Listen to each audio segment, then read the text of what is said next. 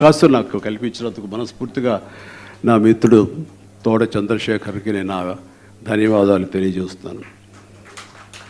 జనరల్గా ఏ టీవీ ఛానల్స్కి ఎక్కడికి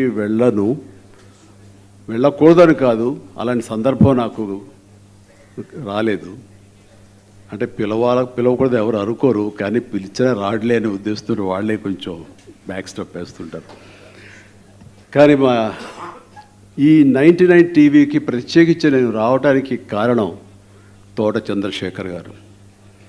ఆయన చాలామందికి తెలుసు, ఇక్కడ చాలా ఎన్నో పేరు ప్రఖ్యాతులు గాంచినటువంటి ఒక ముంబై కార్పొరేషన్ కమిషనర్గా పనిచేసినప్పుడు ఆయన పొందిన అవార్డులు కానివ్వండి, మన్మోహన్ సింగ్ గారి నుంచి ప్రధానమంత్రి అవార్డు దగ్గర నుంచి మహారాష్ట్ర గవర్నమెంట్ నుంచి ఆయన పొందిన అవార్డులు కొన్ని అన్నీ చూస్తుంటే ఆహా అనిపిస్తుంది. ఆయన తన పనికి ఎంతో న్యాయం చేశారని ఎంతో పేరు సంపాదించుకున్నారు. అలాంటి వ్యక్తి నాతోటి రాజకీయ ప్రయాణం కొనసాగిద్దామని నాతో చేతులు కలిపినప్పుడు ఇలాంటి వ్యక్తులతో కదా నేను ప్రయాణం కొనసాగించాలని నేను అనుకుని ఆయన ఆహ్వానించడం జరిగింది. ఆ రోజు నుంచి నాకు వెన్నుదన్నుగా ఉంటూ, సరే వేరే వేరే పరిస్థితులతోటి ఇంకో రకంగా రాజకీయాలు దూరం అయిపోయినా ఆయన వంతు ఆయన ప్రయత్నం చేస్తూనే ఉన్నారు. కానీ ఇలాంటి వ్యక్తులు కనుక రాజకీయాలకు వస్తే ఆ యొక్క రిజల్టే వేరుగా ఉంటుంది.